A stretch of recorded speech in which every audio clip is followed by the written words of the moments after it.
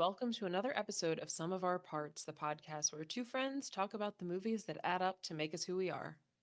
I'm Lindsay. And I'm Jim. And this week it was Lindsay's pick. Lindsay, what did you pick for us this week? Well, I was thinking since it's September, it's sort of back to school time, and I wanted a movie that made me think of being back to school. I picked another movie that's set in a high school, like many of my picks have been. And the opening song in this movie is literally about going back to school. So I picked Grease 2 from 1982. Oh, okay. All right. So this is still though a little back in the day for you. So I'm assuming, yeah, you well, I know you weren't around when it came out. So Yeah, yeah. so you I guess you saw it on TV first. Yes, yes. This would definitely be another one that I watched with my dad. Okay. Big musical fan.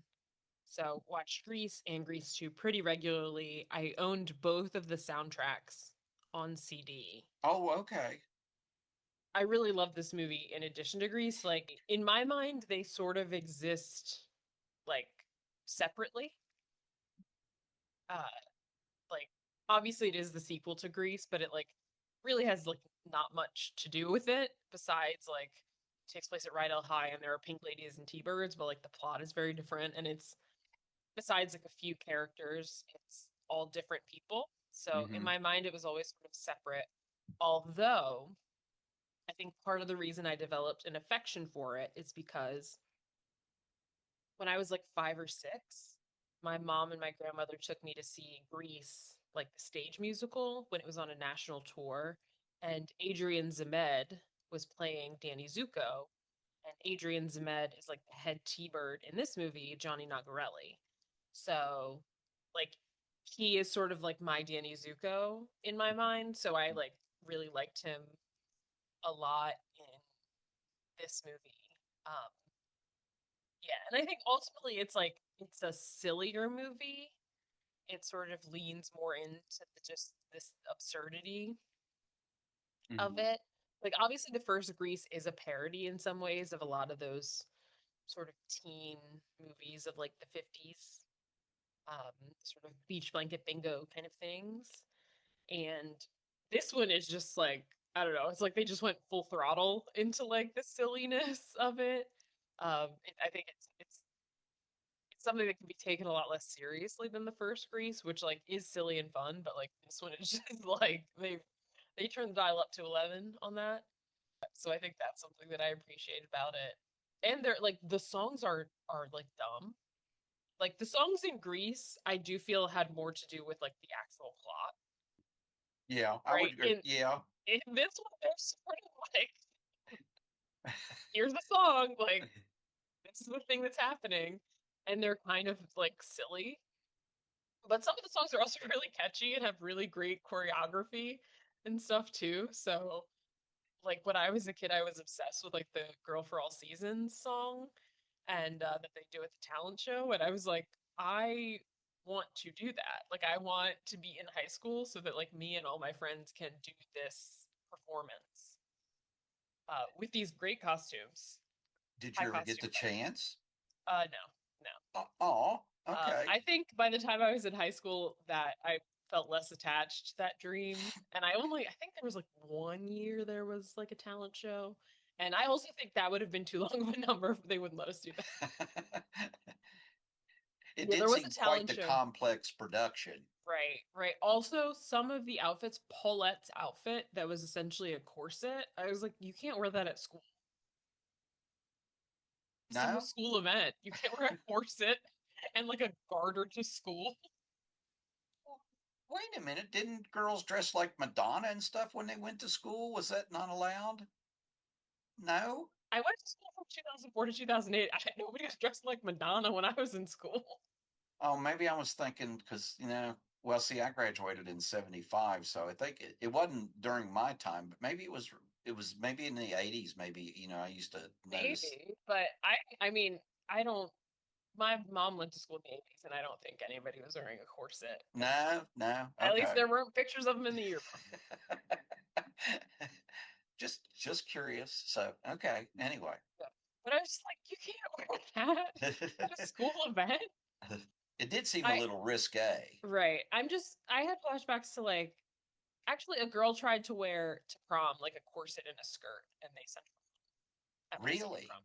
Mhm. Really? One of Okay. our assistant principals, who was an unpleasant woman, and when I say that, I mean that genuinely, because like teachers didn't like her. Oh. She would try to get teachers in trouble.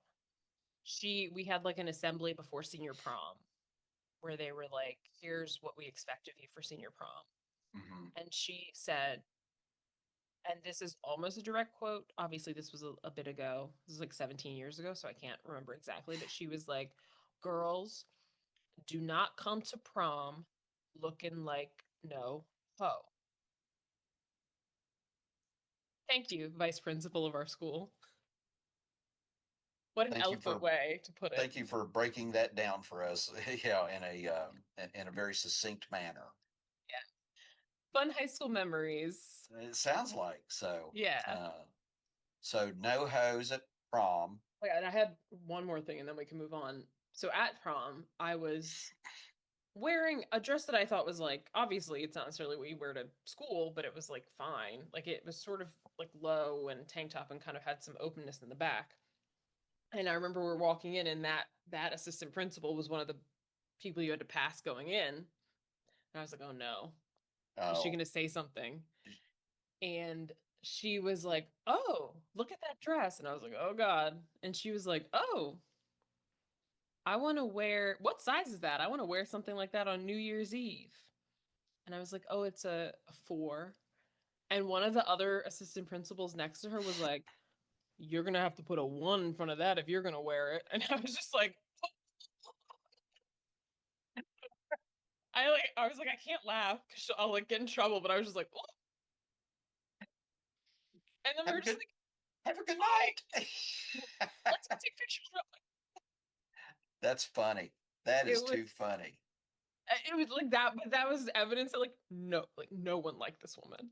Evidently. And Even the other, this was another teacher that said another this. assistant principal. Oh, you did better. You just said that to her in front of students. It was how so do you funny. how to be disrespectful in a very respectful way? I was like, oh. Ooh, ooh, It was one of ooh. the things that was like, I can't burst out laughing because then she's gonna get mad at me. So I was like, Right. And then let like, me keep it together.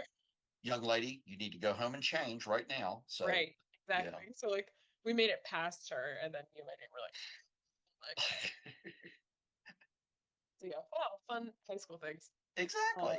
yeah, So I think that's the joy of Greasy Grease too. You get to reminisce on various high school things. Although again, the nothing that happened at my high school had the production value or budget of the events at these schools. mine either. So and then and well, this takes place in 1961, right? Yes, The so movie does.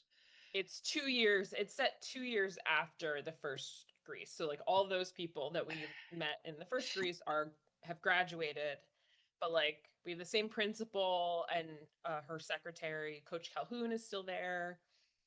The like nerdy guy Eugene is still there. Craterface Balmuto is still harassing people. Sir, get a life. What are you doing? And Frenchie is still there because Frenchie, of course, if you watch the first Grease, she dropped out briefly to go to beauty school where she learned that she was not good at coloring hair. And the teen angel sang her a song about how she needs to drop out of beauty school because she's not good at it. And so she's like she's back at Rydell High School finishing her high school career so she can get a high school diploma. But yeah, mostly a lot of different people and setting wise we hear people, John F. Kennedy is the president, so there's some talk about President Kennedy and uh, Jackie O.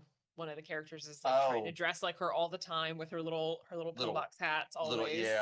Um, Lots of talk about like nuclear war and fallout shelters and drills and stuff. We were talking a little bit about that last week, so we get to continue talking about yeah, exactly. So the looming threat of nuclear annihilation. We got a whole song about it in this movie, kind of. true. Yeah. And we So get to see what a bomb shelter looks like. So, yeah, that people just hang out. yeah. Is that what people were doing? I don't know if anybody around you had like quite a kitted out fallout shelter. That was a nice little thing. Not like that, but I will say I remember at our high school, we had places that we would go. We had drills, but we did have like they had like stuff like boxes of stuff from the Red Cross and stuff like bandages and stuff like that in Mhm. case there was some sort of tragedy or whatever it may be. And we were always told, whether it was true or not, that one of the major targets for a Soviet nuclear strike was a chemical plant, which was like 30 miles away from our town in Charleston, West Virginia, because it produced chemicals for the military, and that was going to be one of the targets. So we were like, oh, we had to have drills. So Yeah. My parents and I all went to high school on a military base, so I have to imagine things are pretty intense there. sure. It's 9/11 as we're recording this, but like it's a very different. It made my school experience very different. A Oh, lot of drills that probably most schools didn't have. yeah, We had it, like we had like bomb drills, but we also had like chemical biological weapon drills, which yeah. involved just like walking down the hallway. I was like, I think we just need like gas mask. I don't know how this is gonna work, but yeah, lots of schools closed for the rest of the week that year because they locked down the base. Yeah, Oh, yeah, yeah, so slightly yeah. different situation, but lots of drills still. But yeah, so this movie it is directed by Patricia Birch, who also choreographed this movie, and she choreographed Grease. And she choreographed the stage show, the original like stage Mm. production. So she was a Oh, pretty prolific choreographer on stage and screen. She choreographed things like A Little Night Music. She choreographed in the movie Big, um, The First Wives Club, and then on stage she was in West Side Story on Broadway in 1960, which I imagine was kind of early on. Um, she choreographed You're a Good Man, Charlie Brown, Grease in 1972, A Little Night Music, uh, Anna Karenina, like Parade. So she was choreographing Broadway all the way through the 2000s. She's still alive. I was going to Uh, say it. How old is she? she was born in 1934. Oh So gosh. she's 91, almost 91. She'll be 91 next month. Oh my. So Um, she's but yeah, so I think that's maybe why some of these musical numbers, like the dancing, I think looks a little more intense and cool than uh-huh. maybe in the first one. Because I think in the first one there's also a lot more songs that there's just like one or two people singing it, so there's not really much choreography. Mm-hmm. Whereas this one has a lot of bigger musical numbers, like with very like intricate dancing. Yeah, very much so. Especially the opening number, I think. Yes, yeah. I A think that one's big like, woo, it like is, especially here at we the are. yeah, because it pans out, at the as it comes to its conclusion. So, Mhm. Yeah. So it was written by Ken Finkelman, who also wrote Airplane 2, the sequel, which he also directed the same year. He wrote and directed a movie called Head Office, Who's That Girl, and An American Dream, The Education of William Bowman. And he did some work on TV shows like Van Dyke and Company, a show from the 90s called The Newsroom. And this movie, I think it stars a few people that are we've seen in other things that we'll talk about as we go through. And some people, I'll just talk about the people that were in the first one too. So as I mentioned, Frenchie is here. She's played by Didi Khan. She's been in other things like Benson, Shining Time Station. Principal McGee is still here, played by Eve Arden, and this was actually Eve Arden's final movie that she made. She did a lot of TV and film. In her life, she was on a show called Our Miss Brooks. She was had a small part on Bewitched. She was in a lot of noir films like Anatomy of a Murder, The Unfaithful. Coach Calhoun has a small part in this movie. He's played by Sid Caesar. We've talked about Sid Caesar a lot, not just from Grease, but he had some variety shows called Your Show of Shows, and then followed by Caesar's Hour, which launched the careers of a lot of famous writers, like we talked about. So it inspired the movie My Favorite Year. But writers like Neil Simon, Mel Brooks, Woody Allen, uh, lots of other famous writers Hmm. got their start on this show, his shows. He was in other small things. He was in Vegas Vacation, for example.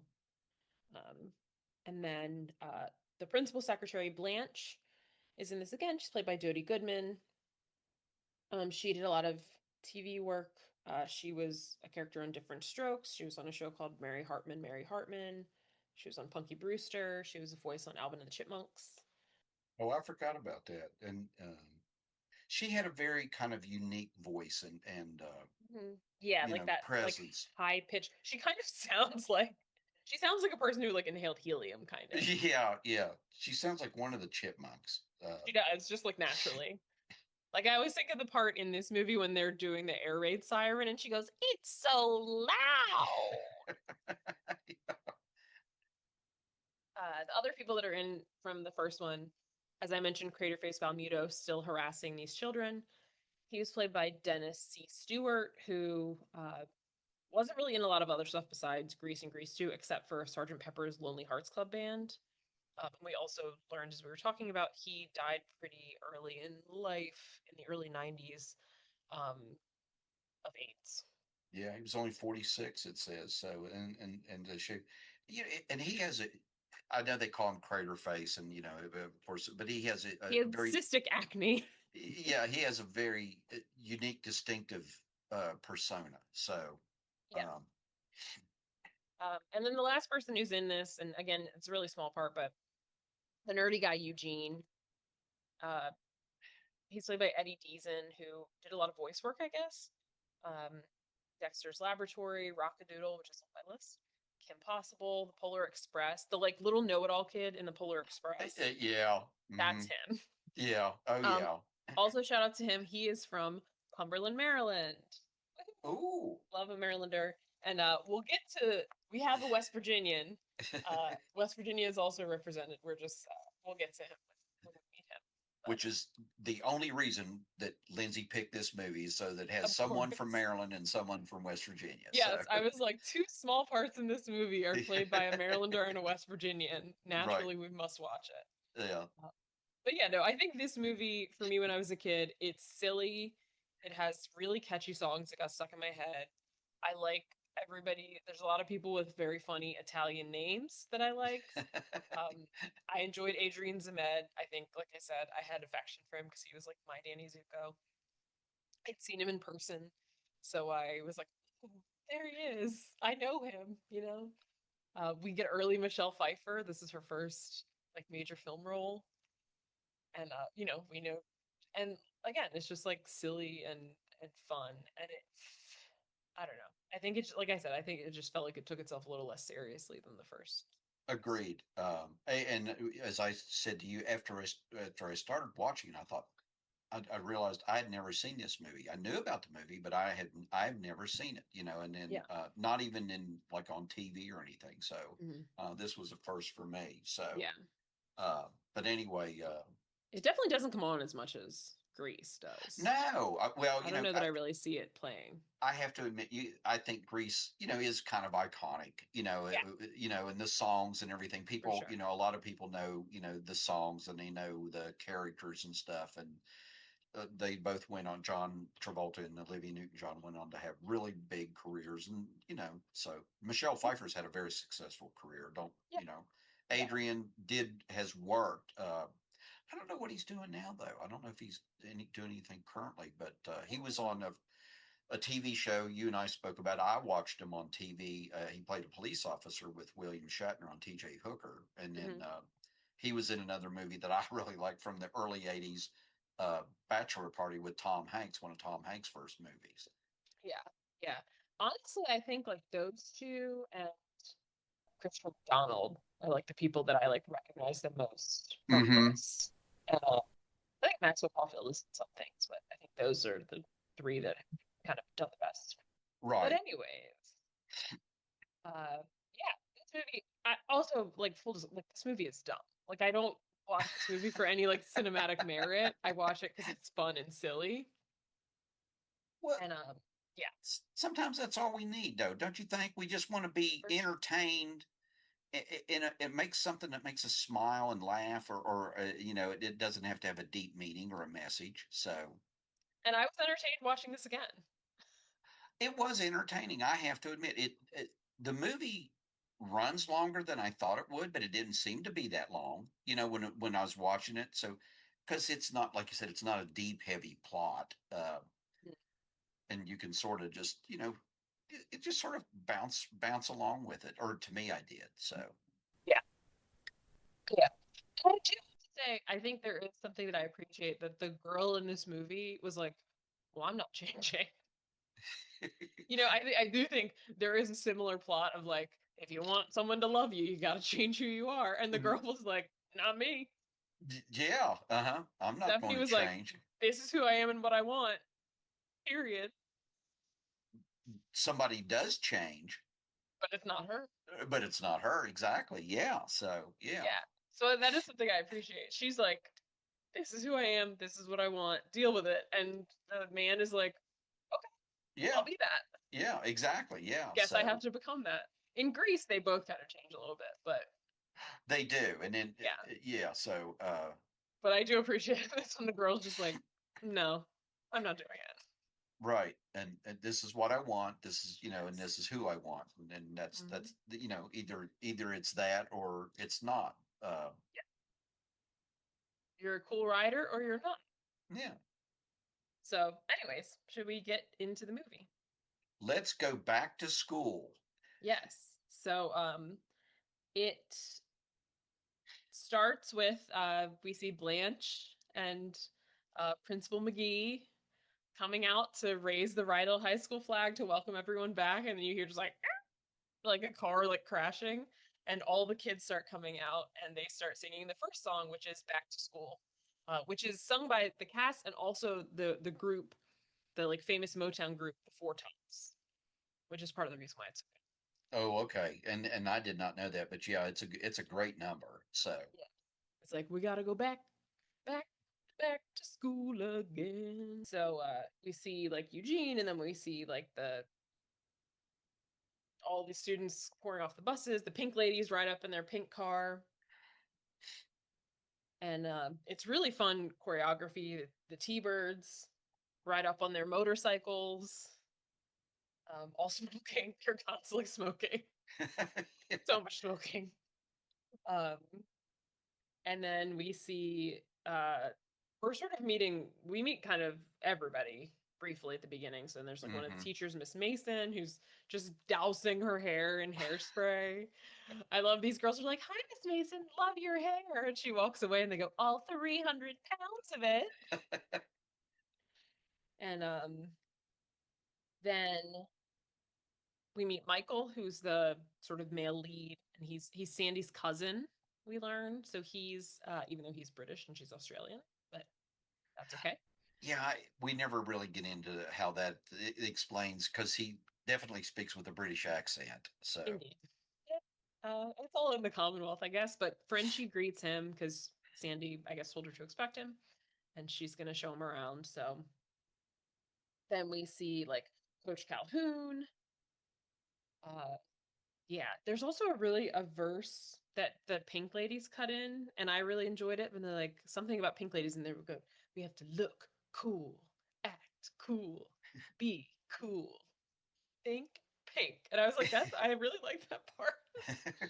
Um, but yeah, so we get a little bit of everybody, and I guess before we get into it, we'll just talk about who's who. So the Pink Ladies, there's four of them plus a little. They have like a little junior Pink Lady. Um, So the main one is played by Michelle Pfeiffer. Her name's Stephanie Zanoni. Again, the Italian names I like. If you don't know who Michelle Pfeiffer is, I don't know what you're doing, but she was in a bunch of things. Batman Returns, Scarface, The Witches of Eastwick, Married to the Mob, Dangerous Liaisons, The Fabulous Baker Boys. Most recently, Ant-Man and the Wasp, Hairspray, Dangerous Minds, What Lies Beneath. She played Bernie Madoff's wife in the HBO television movie The Wizard of Lies. And that's just a few things she's been in. She's been in many other things. But she's great. And I think I have at least one of those on my list, maybe two. So we'll see more of her. Hmm. Yep. For me, Michael Carrington, who's Sandy's cousin, who's the male lead. He's played by the actor Maxwell Caulfield. He was on the show Dynasty and then the spin-off The Colbys. He played one of the Colbys. He was in other movies: Electric Dreams, The Boys Next Door, The Supernaturals, Gettysburg, Empire Records, etc. I did read on his Wikipedia that he started as an exotic dancer. Really? That's how he eventually got his like equity card. Okay. Hmm. And also he is married to. There's a lot of like 6 degrees of separation in this cast. Like Hmm. he is married to Juliette Mills, who is the sister of Haley Mills, who is the star of the original Parent Trap, which we talked about a few weeks ago.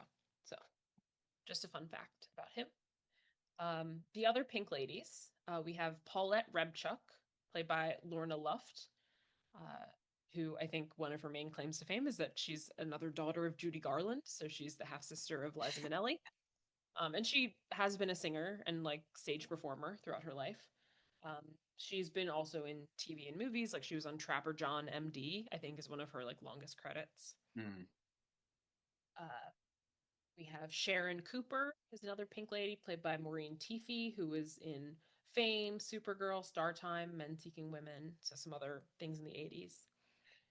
Rhonda Ritter, played by Allison Price, who really didn't seem to be in much of anything. She doesn't have a Wikipedia page, and her other IMDb credit is called Unfaithfully Yours. Uh, the junior Pink Lady is Paulette's little sister Dolores Rebchuk, played by Pamela. At the time, her last name was Seagal. Now we know her as Pamela Adlon because she got married. She has been on a ton of TV and movies, especially lately. She had a whole show of her own that she created and wrote and directed called Better Things, Mm. where she's the lead. But she's also been, she's the voice of Bobby Hill on King of the Hill. She was a voice on Pepper Ann, Recess, Tinkerbell shows and movies. She was on the television show Californication, Louie, which she helped create. Movies she's been in include Say Anything, King of Staten Island, Lucky 13, The First Girl I Loved. So she's everywhere. She also, like, her daughter's an actor now. So, yeah, Pamela Adlon is I only like I know who she is as an adult, and I only realized recently like she is Dolores Rebchuk in Grease too, and I'm like, oh Oh. my god, it's her. Um, the T-Birds, the head T-Bird in this movie is Johnny Nagarelli. Again, love the name. He's played by Adrian Zmed. Adrian Zmed's main credit besides this is T.J. Hooker, uh, where he was a cop with William Shatner. He's been Danny in Grease on stage, both on Broadway and touring cast, as I mentioned. I saw him in Baltimore in 95 or 96, and it was great. I like remember, I can like picture the room. Like, I can put myself back there. I remember it vividly. Uh, he was in the movie Bachelor Party, like Jim said, The First Terror. He's done a lot of other stage work. I think a lot of his more recent work was stage work. Goose McKenzie is another T-Bird. He is played by Christopher McDonald, who I recognize mostly as Shooter McGavin from Happy Gilmore and Exactly. Happy Gilmore 2. He reprised the role. But he's been in a lot of movies. Thelma and Louise. There was a Leave It to Beaver movie in the 90s, and he played the dad. Requiem for a Dream, Grumpy Old Men, Flubber, The House Bunny. He just won an Emmy for guesting on Hacks. Quiz Show, Walter and Emily, Good Advice, Harry's Law. So lots of TV and movies. Okay. He's been steadily employed, I feel. Oh yeah. Uh, He's not missed a paycheck, it doesn't sound like. Certainly not. Another T-Bird with a fun Italian name, Louis Demucci, played by Peter Frechette. I think one of his longest things, he was on a television show called Profiler that I think came on in like the 90s or something. Oh, okay. Inside, he was in the movie Inside Man, Miracle at St. Anna. Dream Street, 30 something. He was also on the show Picket Fences a bit. And then the last T-Bird, and he's sort of like the junior T-Bird. He doesn't have his own motorcycle. He rides in a sidecar. His name is Davy Jaworski. He's played by the actor Leif Green. And he hasn't been, he was in like a movie called Joysticks, and he's had like some small TV roles and done some production. But most importantly, he is from Wheeling, West Virginia. There you go. And his parents owned a donut shop in Wheeling, West Virginia. Yes, Wheeling legends, the Yes, Greens. yes, they came from money. Yeah, Greens donuts, yeah, and no, I never had Greens donuts in West Virginia, in Wheeling, West Virginia. So anyway, it would be cool if you had. I know, Yeah, yeah, I would have been like, really? Your son was right. in Greece too? Yeah, yeah. I should have said it'd be a lot cooler if you did. Yeah. Another high school movie, Dazed and Confused. Um, so anyways, uh, we, see the Pink Ladies and T-Birds, and like in Greece, they are kind of Pink Ladies save the T-Birds, although it does feel like it's a more formalized rule in this movie than it was in Greece. I got that Like feeling in too. Greece, it seemed like it just sort of naturally happened. In this one, it's like it is a rule. If you have a pink lady jacket, you can only date a T-bird. And it seems like when we meet them, Stephanie and Johnny had been dating, but like she's done with him, and he does not seem over her, even though Paulette is kind of like throwing herself at him. And then, they sort of pair up, right? So like Hmm. Demucci is with Sharon, Goose is kind of with uh, Rhonda, Yeah. who is fretting about needing a nose job, and then of course they like immediately start making fun of her nose. And then she's talking about getting a nose job, and Paulette says, "I wouldn't fool around with Mother Nature if I were you." And Sharon goes, "You fooled around with everyone else, Paulette." That was a funny line. So, Yeah, yeah. And then Michael's new Eugene showing him around. He's like yelling at him as if he does not understand in the way that like when English speakers are talking to non-English speakers and they think yeah. that yelling makes them more understandable. And it's like he speaks English.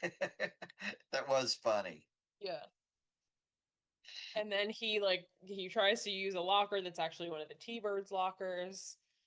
And they're like, "What do you think you're doing? This is our locker. Don't you see it says T-Bird?" And he's like, "Oh, sorry." And then they kind of shove him in another locker. And Stephanie's like, "Don't let them bother you. Don't worry about it." And he's kind of like, "Oh, I like her." Yeah, you can sort of see like, oh yeah, he looks at her and he's like, Dun. Yes. The lightning bolt hit, you know. He caught the hard eyes for Stephanie. Yeah, yeah. So then, morning announcements, the year has begun. There's this teacher that we see a couple times named Mr. Spears who just got out of like a mental institution, and he's like shaking and like taking pills. And then a kid in the class plays a prank on a girl, like hides a mouse like under her, and she screams, and Mr. Spears just like collapses, just like face on the desk, passes out. It's so funny. Like he's in two scenes, but he's very funny in both of them. The physical comedy of it. Then Michael has to stand up and be introduced, and uh, later everybody's outside, like around the field. I don't know if it's like gym class, and the Pink Ladies are just walking through the marching band, and Paulette is asking Stephanie about Johnny, like, "So you don't want to be with him anymore? So like he's single, he's free." And then there are these two twins who I don't they don't have a name, uh, but they're just like the twins. They're played by Jean and Liz Segal, who are sisters of the actress Katie Segal, who you might recognize from Married with Children, Sons of Anarchy, Eight Simple Rules. But they've been in Doublemint ads. They had a show called Double Trouble. They've been on Picket Fences, Knots Landing, Quantum Leap, 21 Jump Street. They are getting geared up for this talent show, which I will pause here and just say it's portrayed in the talent shows like at the end of the year, but it's like it's the first day of school Yeah, and they're and getting they're geared up. Maybe that's how they got to that high level of costume and stuff because they start preparing for the talent show on day one. But I was like, what is like the time? Like, I, agreed. it's like we're jumping from September to June so quickly. But Yeah, because anyways. it did see because it seemed like they were already doing the auditions or whatever to see who gets in the talent show, and Mhm. this is like yeah, like on the first day or whatever. So Yeah. Because they ask Michael, they're like, "Oh, we heard you can play piano," which like, how would they know that so quickly? He just started there, and they want him to play piano for the talent show auditions. And he's like, "Okay." And then the pink ladies kind of chase them away. They're like, "Virgin," alert," and the girls run away. And then Michael asks Frenchie about Stephanie because he's interested, and she's like, "Oh, oh no, she's a pink lady, so she can only date a T-bird. So you don't even like worry about that." And he's like, "Well, how do I become a T-bird?" And she's like, no, probably not. You gotta like have a motorcycle. Like, yeah, they gotta invite you. It's like a whole thing. T-birds, speaking of, are currently they're pushing like a sled, like a football sled, with Coach Calhoun on the back, and he's talking to them about you gotta push, just like it's like life. You gotta push through life. Da da da. And for some reason, there's a big hole dug it, on the edge of the field. I was like, why is there this hole there? I That feels like a safety hazard. But essentially, they all collaborate to push him into the hole. yeah, so yeah, yeah, that part didn't make any sense to me either. I thought, wait a minute, why is the hole there? What is the purpose of this other than to push Coach Calhoun into it? Yeah, but I was like, they push him into a big hole that's there for some reason. It must be. And then Crater Face shows up with his biker gang. They used to have they had cars in the last movie. The last movie was about cars. This one it's motorcycles. Motorcycles. They ride. They're like driving on the track, which is not very nice. Someone's got to fix that. And then I was like, I wrote, when will he get a life? Why is he keeps harassing these people? And they sort of act like they're gonna. The T-birds are first of all they're in like short shorts. They're in their gym uniforms with their T-bird jackets over top, I, and still smoking. yep, yep. And they sort of act like they're gonna fight, but they're like, we can't fight tonight. We're bowling. Yeah. And I love. I think Johnny's trying to sound intimidating, and he's like, "We can't." Like his voice cracks. So they don't. They're not going to fight right now. But the girls are going to come bowling too, and Johnny tells Paulette to look special, and she's like, and they all go, and this all these high school kids must be really into bowling because they all have like team bowling shirts. They're you like professionals. you didn't? No. Although you know what, a lot of I went to school in a military base. A lot of the military kids did bowl a lot. I think Mm, maybe because that's something that's like present wherever they were stationed. So right. they were all like they like had their own balls that they brought and like they were good at bowling. So It I was probably did go to school with some kids. it was really popular when I was in high school and before that, like in the 60s and the 70s, bowling was a big thing. We even in our small town, we had probably 4 or 5 bowling alleys, where Mhm. and people bowled in leagues and stuff and kids and stuff like Yeah. that. So that was a I big feel like deal. we went bowling a lot more when I was in high school than I have since then. And going bowling on base too was a lot cheaper than Mm, anywhere else because you do it I'm for like a sure. couple dollars. So So, I and that think was that's always also part of our prom and stuff too. Was like part of it was you go bowling for a couple hours. We that's rented great. out a bowling alley, and then Yeah. it was fun. Well, I bet your bowling experience was not like the one in this movie. Uh, Johnny and Paulette are kind of flirting and they're talking about we're gonna score. So they sing a whole song called Score Tonight that's just like a metaphor, bowling as a metaphor for like getting to have sex with someone, which as a child I totally missed. I was like, wow, they're so excited about bowling. Uh, there's really elaborate choreography for this one too. Like There is they're all in the lanes and spinning and flipping and bowling sliding and and dancing. Yes. yep. Johnny, Adrian's med hits a very high, like he's sliding on his knees down the bowling lane, hitting a very high note. It was great. But yeah, it goes like, we're gonna score tonight. Yeah, it almost sounded like he hurt himself. I know. We're gonna rock, we're gonna roll, we're gonna bop, we're gonna bowl, we're gonna score, score, score, score, score, score, score tonight. Do do do do do. Anyways, Michael is coming because he's heard that everyone's going bowling, and he has like an etiquette book about like, hey, would you care for a game? Like he's learning how to ask people if they want to bowl. Which like bowling exists in England. Like They probably invented it, didn't they? I mean, I assume so. That it was seems either them very or the Dutch. It's right. It like, seems like something they would invent, but like yeah. you don't So, like you've certainly been bowling before, but he's reading about how to ask people, and of course he's coming in as everyone's getting ready to leave. And Paulette kisses Johnny to celebrate his win, and then he also wants a kiss from Stephanie to celebrate his like high score or something. And she's like, "No, I don't want to kiss you." Also, it's like, right, you can't have your cake and eat it too. You're gonna kiss Paulette and then just be like, "Anyways, Paulette, Zanoni, you gotta kiss me now too." Just Paulette's chopped liver, but Stephanie's like, "I'm not gonna kiss you. I can kiss whoever I want. I'll kiss the next man that walks in the door." And of course, the next man that walks in is a very old man. So they're all like, "Oh." So she walks over, and then the next person is Michael. So she just kisses Michael, and then he's just like, uh, oh, yeah. right. He's just Yeah. like smitten, brain off, heart eyes. Yep. Yep.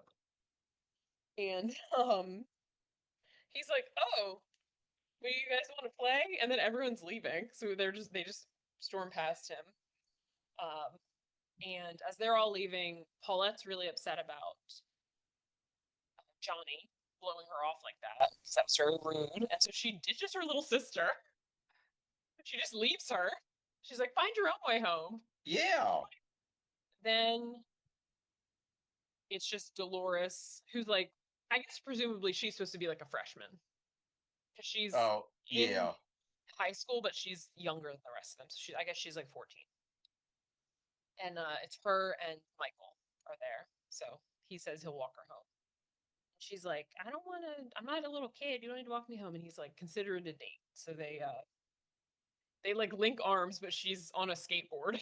So she's like Yeah. pushing her skateboard with her arm linked in his. But she's like, talking about, to be cool, you need a motorcycle, or you need to be like a guy with a motorcycle's girlfriend, and she wants to be a pink lady so bad.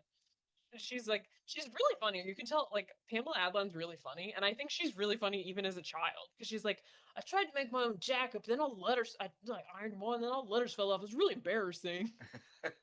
It's just like the way she's going on. It just like sounds so natural and funny. She's very good in this, and I kept trying to find her, like who plays who plays this character, and for some reason I couldn't find it right away. So I'm glad that you were able to because I don't think she was listed in the cast or when I pulled it up as the cast. She is. She So, just has it had a different name then. It has her old name from when oh, okay, all right, she that's was what like a it kid is. in this movie. I guess she was born in '66, which means in '82 she was like Yeah, 16. okay. Oh, and But yeah, she was on Better Things. I didn't know mhm. that. Yeah. That's like her. She's like the star of that show, and she created and wrote it and everything. Okay. I think her daughters are on that show too, maybe. Oh, really? Yeah. Okay. But yeah, so back at school, the Pink Ladies. First of all, they drive terribly, and they park in the faculty lot, and then we meet. So Mr. Spears, he was the sort of mental breakdown man. He now has a sub, Mr. Stewart, and uh it's very funny when he like goes into the room where he says he's the sub. He's like, "I'm your substitute," and then all the students just leave the room. They're like, "Anyways, we don't need to be here."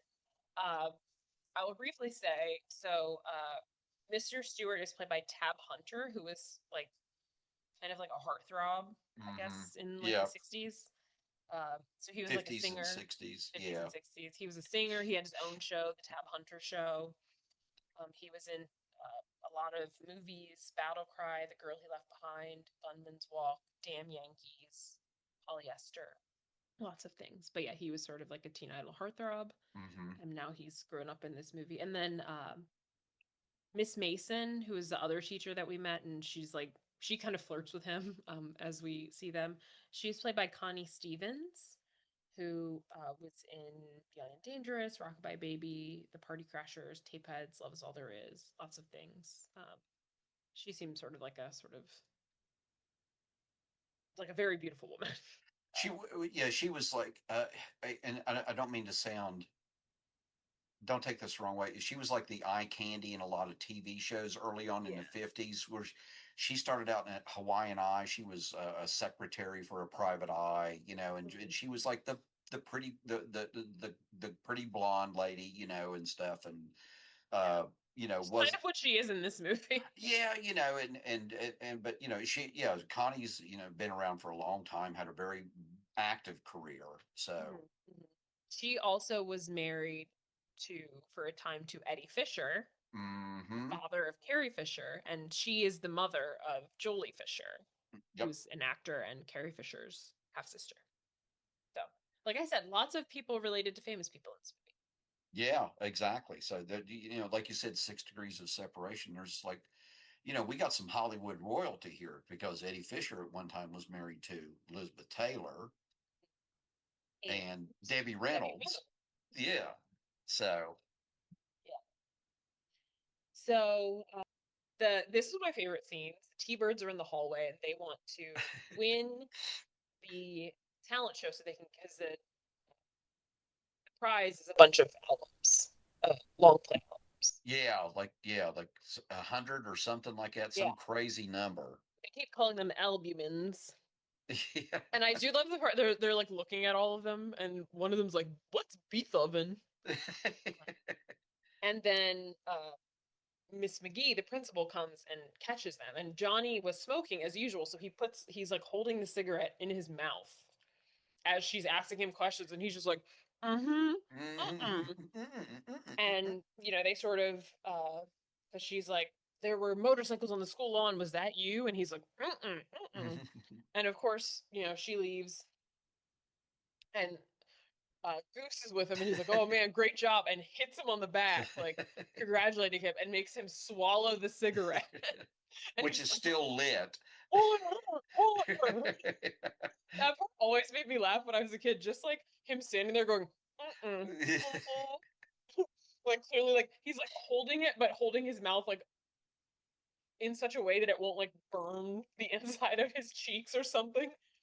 Like it's like, "Mhm, mm," like mouth full, but very silly.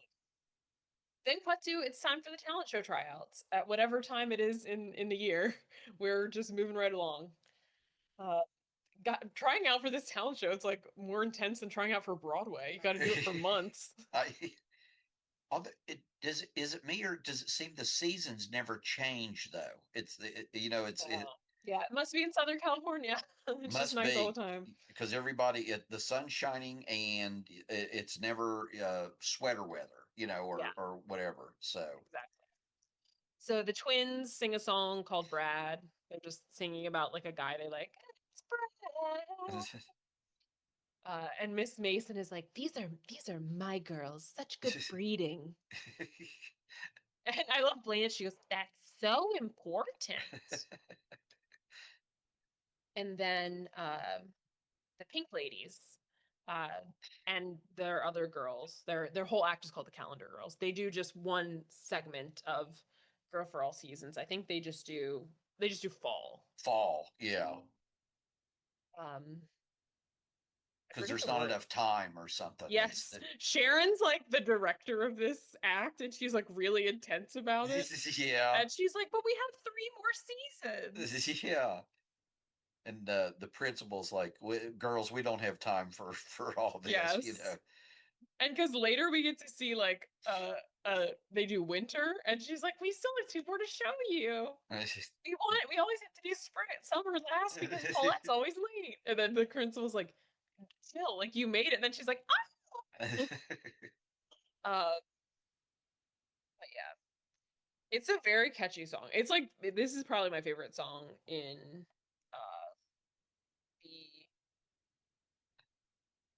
the movie. I In think the it's just movie, is it? it's great. Yeah, I think Okay. I gotta Uh, think about it, but I think it is. It's the one that I loved as a kid, and I think the just the whole production of it. So it's like if you haven't seen this movie, they go through all the seasons. So like the fall one, it goes, "If you fall in the fall, you'll see." But there's like three girls for each season, and they're dressed in like the theme of a month. So like the girl that September is like a tree with like, and they have Eugene up in the rafters dropping leaves, and then Leaves. there's a girl that's like a pumpkin, so she's October, and then there's a girl wearing like a cornucopia, so she's November. I was just the word. It's a very catchy song, and I love the dancing and the Yep, costumes. it is. It's great, and yeah, like you said, the production value of this is really high quality here. Where for a Yes, high school, so and the chorus is even good. The ha ha ha. I'll be your girl for all seasons, all the year through. It's a great song. You should listen to it if you haven't heard it. I'll sing more later when we get to it again. okay. Um, but while they're playing it, Michael's playing piano and he's just asking Stephanie out. And she's just like, I'm busy. No. Oh And he's yeah, trying to ask like her to get a burger. it, what about the next night? I'm busy. And he's like, what? You like kiss me. You can't just like not. She's like, listen, it was a joke. Don't worry about it. And he's like pressing her. He's like, I would like, I want to ask you out. Like, what? She's like, you're not my type. And he's like, then what is your type? And then we get this is my favorite song, but it's like it feels like one of the most iconic. Like I think if you bring up Grease 2 to people who like this movie and have seen it, like this is a song that people talk about because Oh, it's okay. so silly. It's so silly. Even the end of it when she's just like skipping down the street, still singing the song. So if you're not familiar, she sings the song Cool Rider, which is basically her saying she wants like a dude who rides a motorcycle and is like kind of a badass.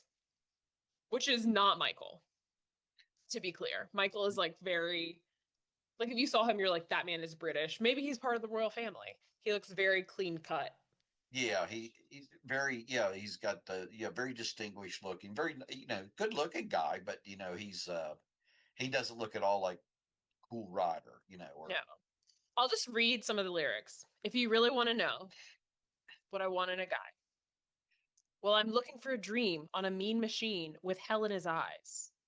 I want a devil in skin tight leather. He's going to be wild as the wind. And one fine night, I'll be holding on tight to a cool water, cool. If it's cooling, he can burn me through. Oh. So she sings that, and it's like she climbs up on a ladder and pretends like she's like just straddles it like she's on a motorcycle. She flips her pink jacket out to, um, so it's black, like a yeah. reversible jacket, and she's like, uh, skipping down the street still. She exits out the back of the like auditorium and it takes you out to like the courtyard of the school and she's just sort of like shuffling going like I want to see OOLRDER. She just keeps doing this down the street and it's so dumb. uh I And will say just another. leaves Michael there. Yeah, he's just Yeah. standing there like okay, I guess I gotta get a motorcycle. Okay, got the picture. Right. I mean, I feel like a normal person would be like, this lady's crazy, but he's like, all right, guess I know what I'm doing next. Yep. I will say there's a line that I missed, but when he kept asking her out, and he's like, are you free? And she's like, I'm free every day. It's in the Constitution. I did like that. Yeah. So That part made me laugh. But while Michael is left standing there, he gets an opportunity to make some money that he can perhaps use toward a motorcycle. So Louis DiMucci comes and he's like, hey, you're smart. Can I pay you to write a paper for me? Keep it on the down low. I got a rep to protect. And then it turns out all the T-Birds need help with papers and have reps to protect. can I just? It doesn't strike me that the reputation is that they're all geniuses, though. It's like Right. is your My rep that? reputation is a star student. Yeah, right, exactly. Like, oh, I can't let anybody know that somebody else does my homework. Do they all think that you guys are like doing this on your own because you're so Right. smart? Yeah, that didn't really make sense. It's like, oh, do you just not want people to know you're associating with this guy or that you're like asking for help or something? Maybe that's what it is, right? Because, But yeah, it doesn't. They definitely don't come off as like having the reputation of like oh, scholars. yeah, like, oh, Goose, Goose didn't know that. I would get the feeling that they would think they'd be surprised if Goose knew anything, except maybe how to ride a motorcycle. So, Yeah, yeah. And we also during this sequence we do see that Michael hangs out in he's living with his aunt and uncle, who are Sandy's parents. But he hangs out in their fallout shelter. which is very nice. Oh yeah, It's like got it's got like the fold down bed and like it's yeah, got a and it's desk and a light and supplies and stuff. So he just like yeah, hangs out in there. And Louis Demucci comes to get his paper there. yeah, because they can't do it in public, because Correct. Yes. of I his love rep. when I love when Johnny takes the paper and he comes up, he's got his leather jacket draped over one shoulder and he like pulls the money out, hands it to him, and then takes the paper and like hides it under here, under the jacket. It's so funny. I think Adrian Sumet is so funny in this movie. Then we get to one of the silly songs. This is, I think, the thing in this movie is like in Greece, like when we talked about it, I went through song by song because the songs sort of related to the plot. They sort of moved the story, yeah.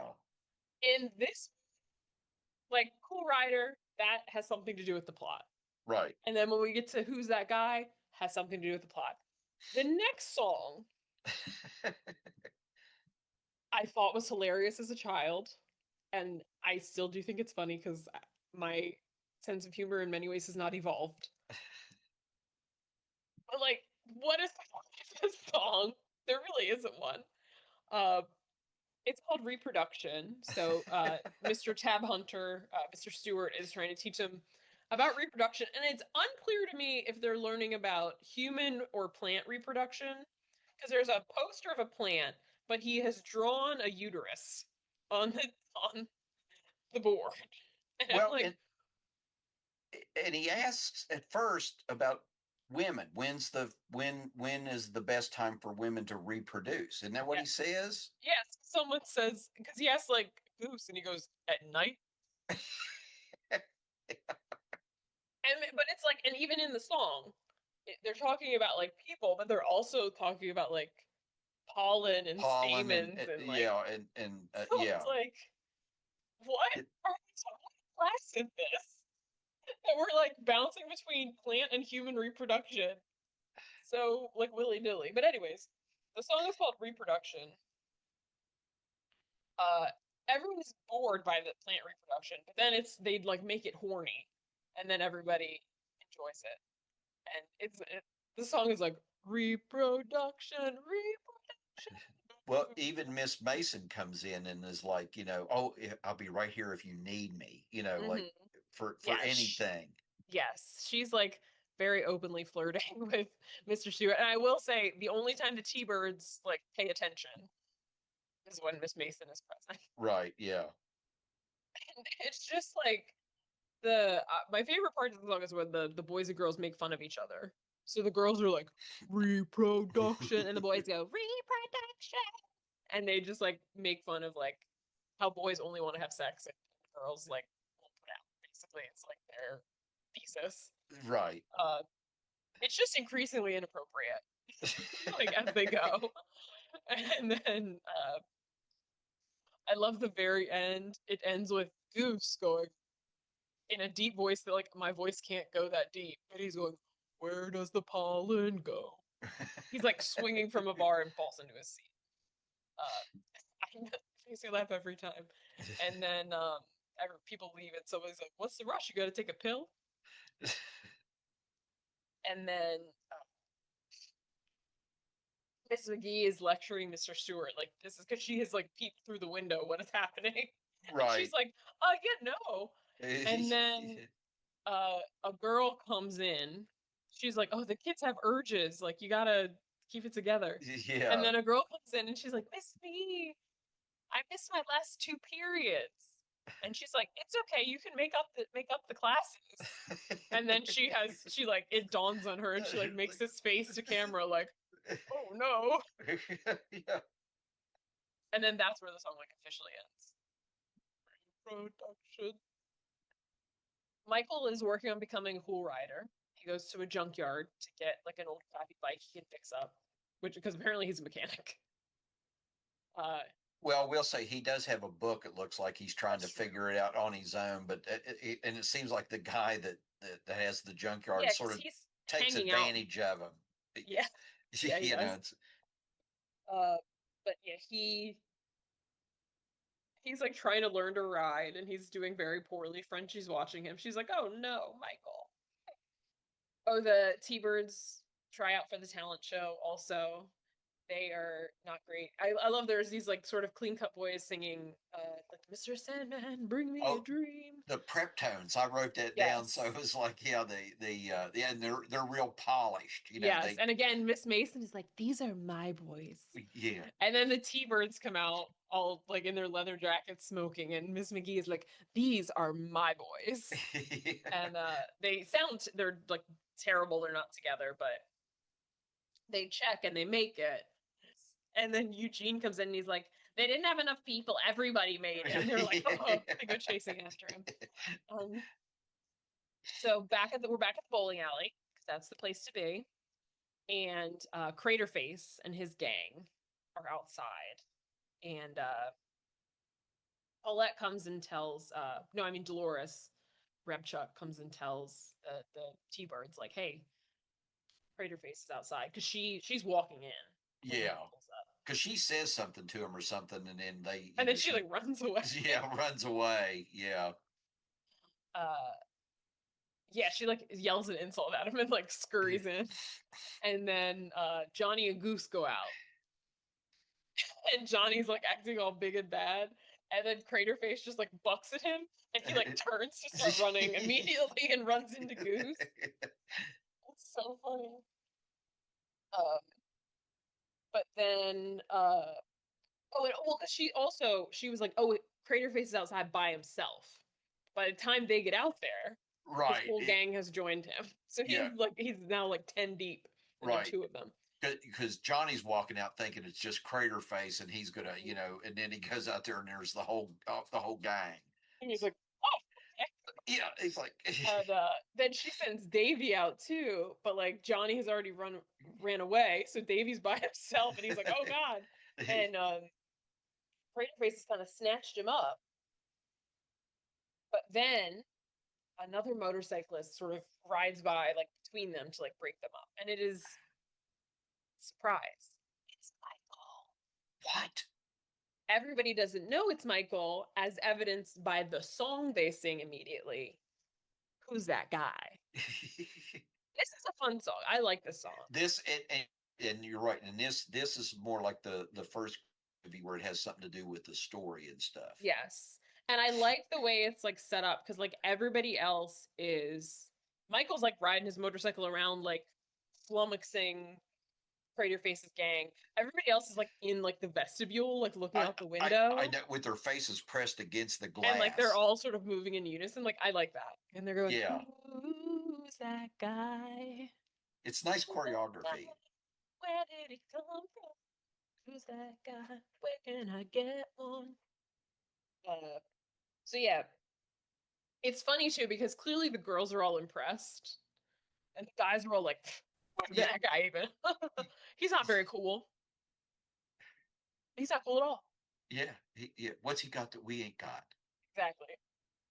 But yeah, he's like riding around. The Crater Face and his gang they're falling over. And, oh, they're getting all discombobulated.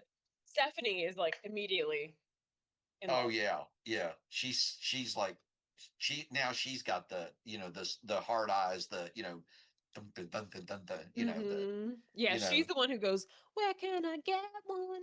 mm-hmm. But yeah, it's a fun song. It is. Because we get a good this is a mark of a great song to me of the era, but it's like they go like what if there's one of those in a song, you know Yep. it's good, you It's know. good. It's good. It's got the old doo-wop sound to it. Exactly. So it gets broken up, like the cops are coming, everybody goes back in, but Stephanie stays outside. She's like mesmerized by him, and the other pink ladies are like, Stephanie, for the pink lady bylaws, Yeah. we're supposed to be we are T-Bird chicks, and she's like, well, what if I want to be someone's chick? It made me think that there's a line from the movie Donnie Darko where his little sister's in a dance group, and Uh, one of the other dance moms comes to their mom and says, sometimes I doubt your commitment to sparkle motion. And that's how I felt in this scene. Sometimes I doubt your commitment to the pink ladies. pink ladies. She's like, I don't want to be someone's chick. And Paulette is like comforting her. She's like, do you want a cigarette? She gives her a cigarette. She's trying to strike her Yeah. matches and it's not working. And then suddenly a lighter appears and she lights it. And it's Michael, aka the mystery biker man. And she's just like again, just like slack jawed looking at him. But then the cops are really pulling up now. Like before you could just hear him in the distance. Now they're like pulling up. And Yeah. he rides away and jumps just from the ground, does a motorcycle jump, fully clearing a cop car. Like Kind of over in the top. slow motion too, isn't it? And in slow mo, I think. Yeah. Yeah, and it's not even just over like the hood; it's over the top Oh of the yeah, car. yeah, yeah, yeah. The over the bubble top. It's what we Exactly. used to call the bubble top. It has the Mhm. light, the flashing light. Yeah. So somehow he defies the laws of physics. And the next day, Michael's talking to Frenchie, and Frenchie's like, "I heard that Stephanie is like was like knocked out of her socks by this guy. True or false? Was it you?" And he's like, "True." And it's like, but I like need to tell her, but then like if she sees me and she'll be knocked right back into her socks. And then the other pink ladies come in and he's just like kind of staring at Stephanie. She's like, "What?" He's like, "I was just have you ever read a Superman comic?" And she goes, "Not in the last few hours." That part, I don't know why she said that line, but it always made me laugh. we And uh, and I'm sorry, but the other thing was like, yeah, I was just going to say this is like the worst disguise since Clark Kent. He has a motorcycle helmet on with a pair of goggles. Now we can clearly see that it's Michael. you know, it's not like he's got like the full face shield or anything. right, But it's like you can, and she was like right in front of him, and it's like you right. don't know that this is Michael.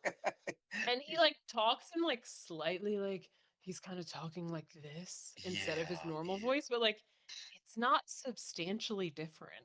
No, no, yeah. So, and I did like the when he alluded to like the Superman comic, because it is Hmm. like, well, really, dun, dun, dun, Yeah, exactly. We get a test of the air raid siren. Coach It is Calhoun is loud. always, it really is. Coach Calhoun is always delivering metaphors to people, talking about a bomb. He's like, you gotta catch it, because in life, you gotta snatch the bomb right out of the air. Like, it's always like something. And then he's like, in life, blah, blah, blah. He turns everything into a metaphor. And then we get the next song that has nothing to do with anything. Louis Tabucci takes Sharon to Michael's uncle's like little fallout shelter. First of all, he calls it nucleoid. And she's like, I think it's nuclear. And he's like, nuclear, nucleoid, Yeah, whatever. yeah. Sharon was also the one, she's the one who loves Jackie O. So she's always in a pillbox hat, like And the little permanently. short jacket thing, like Hmm. like Jackie used to wear Yes. when she was at the White House. So So in the fallout shelter, he sort of like basically pretends like an attack is happening to get her to have sex with him and sings this song Do It For Our Country. yeah, because he's got the guys are outside with the air raid siren, and then they Yeah. start and she goes, "What is that?" He goes, "Oh, it's happening. They're attacking." So Yeah. The lyrics to the song are like, let's do it for our country. The red, white, and the blue. It's not a lot to ask of us. Your mother will approve. Let's do it for our country. Our country wants us to. That's the song. And it's like she's in like a nurse hat and she's like wrapping him with bandages in like bandages. around his neck and like his head and his arm. And then they're like he thinks they're making progress and then she goes to the door to open it. She's like, "Oh my god, like good check." And the other guys like fall in. Goose Yeah. falls in and she's like, "Oh my goodness." She gets all mad and like stomps away. So it he really bad plan. he bombed out. Sorry. We're here all week. Tip your waiter. Yes. Uh, Stephanie, she works at a service station and she's working there, and it's getting overwhelming, right? Because there are people like, "Give me gas! I need a map! I need like windshield wipers!" Da, da, da, da, da, like just. And then Michael, in his mystery biker gear, rides up. He's like, "You want to come with me?" And she just like looks around and is like, "Yep." And she gets on his bike with him and ditches. And then also he has no shirt on under his leather jacket, so he's getting very risque. He's like, "Let me show a little cleavage and see if I can entice her a little more." A little It, décolletage. in his defense, it is the middle of the day, so it could be a little warm underneath the leather It's true. jacket. Just saying. Who So, knows what season it is? But well, we don't because it's it always sunny. looks the same. Yeah. Yeah. So But yeah, they pull over and they're kissing. Again, they're kissing with his helmet and goggles on, goggles on exactly. So which you would think a normal person, but she's so into the cool rider thing. She's like, "Yes, love this." That feels like it would be an impediment to me, but I'm that's just just me. I don't know if you were wanting a cool rider, would you want him to keep wearing the helmet and the goggles? I don't know. I'm I just guess so. I don't know. yeah. So I don't it's have a good frame of reference for this. Um, but say it yeah, was Zorro. Would you want Zorro to keep his mask on? that's just like a fabric one. I need to take the hat off. Hat would get in the way. Yeah, good point. Mask Yeah, me, I would think. mask Yeah, I gotta would go. think that. Yeah, the helmet would be The like sort helmet, of. Yeah, you know, because it's like it does have like a little brim. right. So yeah, that might get a little tricky. Also, it's So like you can't like hold someone's, you like hold someone's face. You're just like holding the sides of a helmet. Like helmet. what? Anyways, he's dropping her back off at the service station. He's about to tell her who he is, but then the T-Birds come up and they're and with the other pink ladies, and they are mad that she's with this other guy because Right, again she's supposed to be like T-Bird property. And right, Johnny's trying to have his cake and eat it too because he's like, well, I have Paulette, but also you're supposed to be with me too, which is like, right. and again like Johnny gets all mad at her. Oh well, first before they part, he says Michael says to Stephanie, "I'll see you Friday night at the talent show. I'll come pick you up." So is it the end? It's the end of the year already, apparently. How time flies. Right. He must have he spent months learning how to ride that bike and spray painting those little flames. Well, we did see parts of that. So We got some montage. and they did talk about like it's like a few weeks till the talent show, and then I guess now it's here. I don't know. So So Johnny is all mad and jealous about Stephanie being with this guy. And then Paulette is mad, reasonably. She's like, exactly. excuse me, I am right here, you jerk. Hello. So like Stephanie is stormed away, then Paulette storms away, and then Sharon and Rhonda are like, "You are being really a jerk," and they go after them. And then the guys sing a song that's basically about wanting like women who are easy. It's called "Prowlin'." Prowling. I'm going prowling, walk, walk like a T-bone, going prowling, prowling tonight. It is a good little doo-wop song. Adrian Zemed is really good singer. Uh, He is, and he does this type of music really well, I think. So but yeah, it's a weird song because then they're on like a fake set and it's like silhouettes of women at the grocery store checkout. I know that was kind of odd, didn't you think? It Yes, because was I was like, what is happening? And then they're describing the type of women they like, and it's like to be clear, you don't see the women. It's like there's a screen, so it's just shadow, like right, silhouette right. of Yeah, a it's woman. just yeah. Like so, one of them's talking about long legs, and so a woman like extends her leg long. It's just like it's weird. It like doesn't. Again, most of these songs, it's just like, hey, here's a song, Yeah, here's a and it's chance like, for a song. Let's throw a song. what is this about? Um, then we get this is one of my favorite lines. I don't know why, but it's an earworm for me. Back at school, they're in like English class, and they've all had to write papers about Hamlet. And for Miss Mason's class, and she's like, "There is some good work and some very sloppy work." So just That's the way that she says it is like, what? that's a Very sloppy work. that's a pretty good Connie Francis, by the way. And basically, and I wrote, is it already the end of the year? Because they're like, oh, if you want to graduate, blah blah. But Stephanie's paper was some of the sloppy work, and Michael offers to help her. So finally, he gets to hang out with her, and they go get burgers together, and he helps her. And it's like her paper is bad. She's like, Oh God. Hamlet's mom was messing around with his uncle, and he's like, why don't you say Hamlet? She was like, Hamlet lost it when he found his mom banging his uncle or something like that.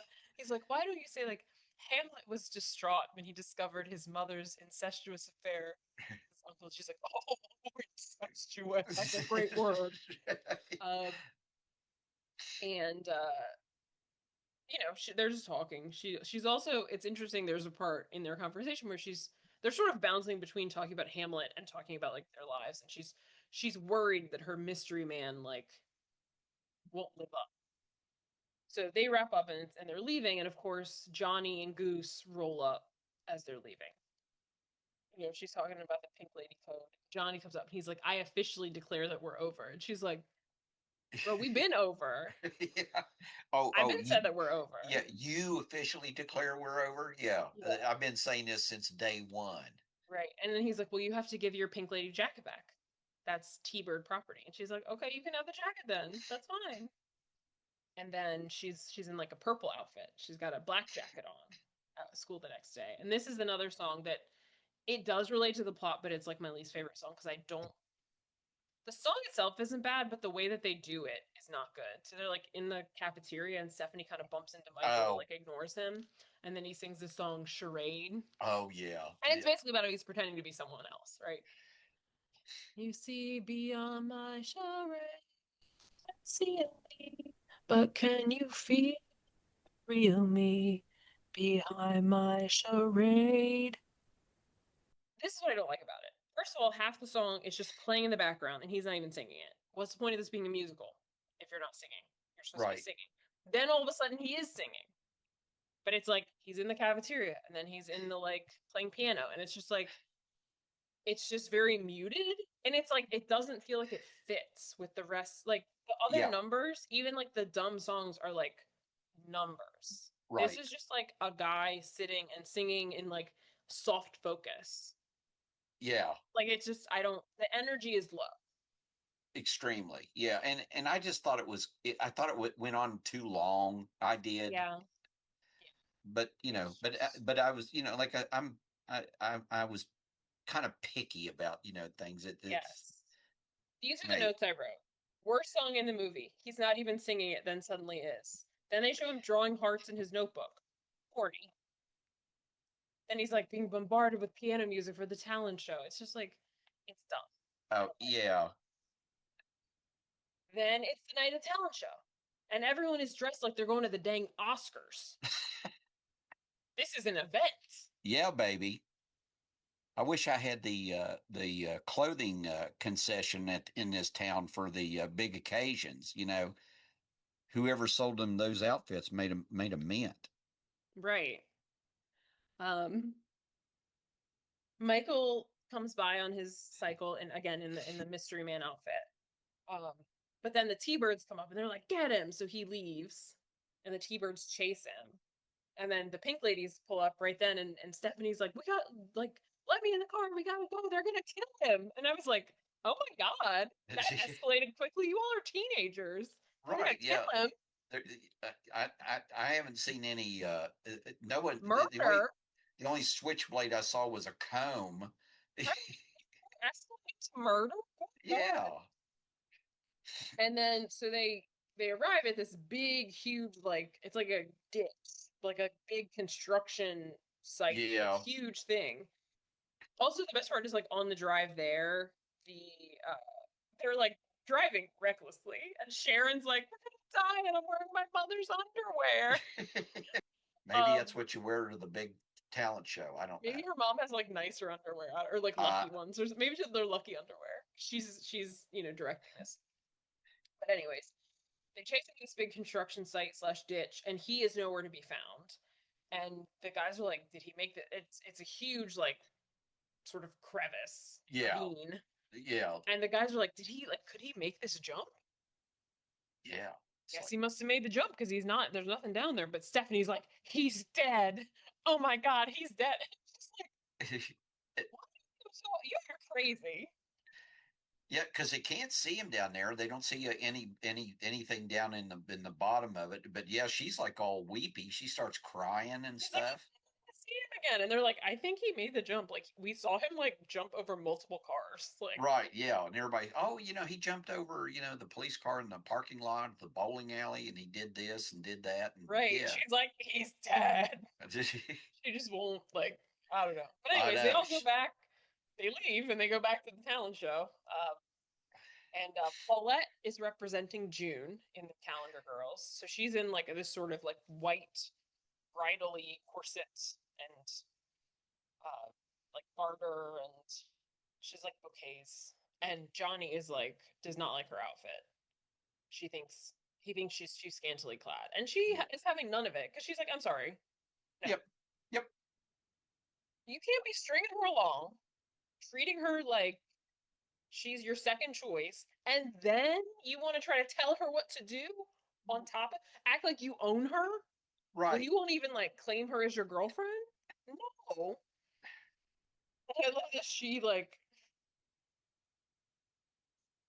although as I said before, I do you can't wear this at school. You can't be wearing a corset and underwear at school. No, sorry. You gotta wear pants at least. But anyways, she okay. stands up to If him. you're going to be that hard, okay, whatever. She said, listen, I want people to look up this outfit because she's in underwear. You can wear this anywhere in public. But she finally stands up to Johnny, which like I'm like on her side for that. Go Yep, girl. And she shoves him and he ends up on stage and this man is singing. What's the song he was singing? Cry by Cry. Johnny Ray. Yeah, And he's very dramatic. Like he's in like a full lunge, like down with the microphone.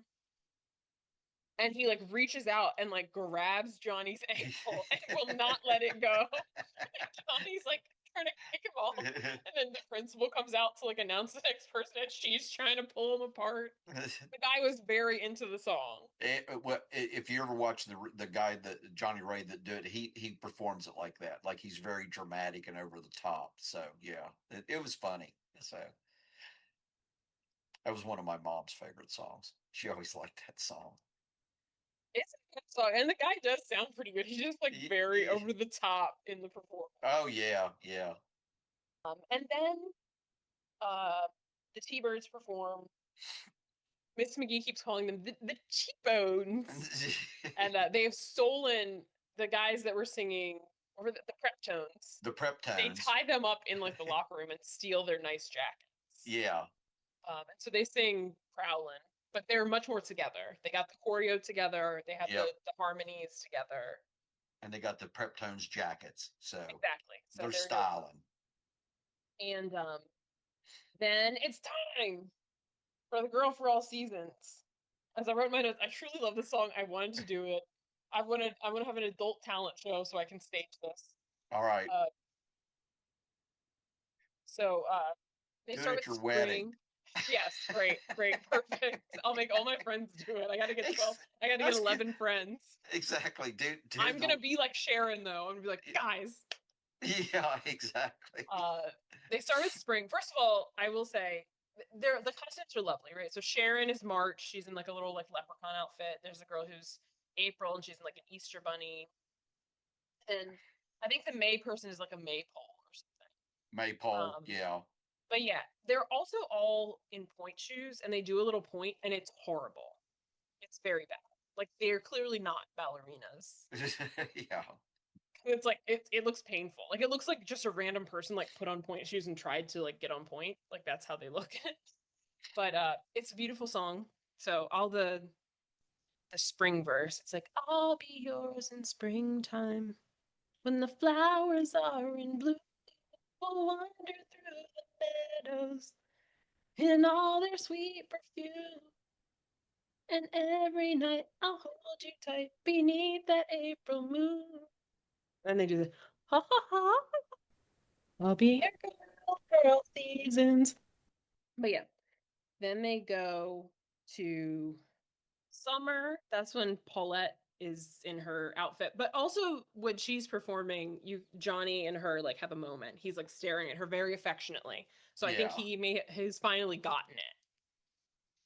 Uh, Well, but she yeah, told him when she told him off, "You'll never find anybody better than me for you. Like, I'm your girl, but you got to be, you got to realize that." So, exactly. And yeah, he realizes it. Yeah. yeah, I think you're, yeah, But yeah, um, it's great. So like she's June, so she's like a wedding person. The July person is like um a it's Fourth of July. It's like Fourth of a July. Yeah. patriotic thing. Is it? Yeah. It's not Uncle Sam, but it's kind of like a, Yeah, and then like a firework, and then the August person is like baseball. They have a big baseball mitt on their yeah, head. yeah.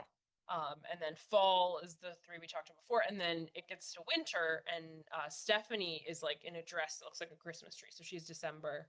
Someone is this girl's in like a looks like she's in like a coupe glass with like fake legs Oh, oh, for New Year's New for Year's, January. yeah. And then my favorite is the girl who's dressed as like for President's Day in February. She's got like the Uncle Sam hat on, but it's like her body is like in a coin. So Oh, it's like a quarter with like George Washington's face, but she's like body rolling. So it looks like George Washington's face is like doing the wave.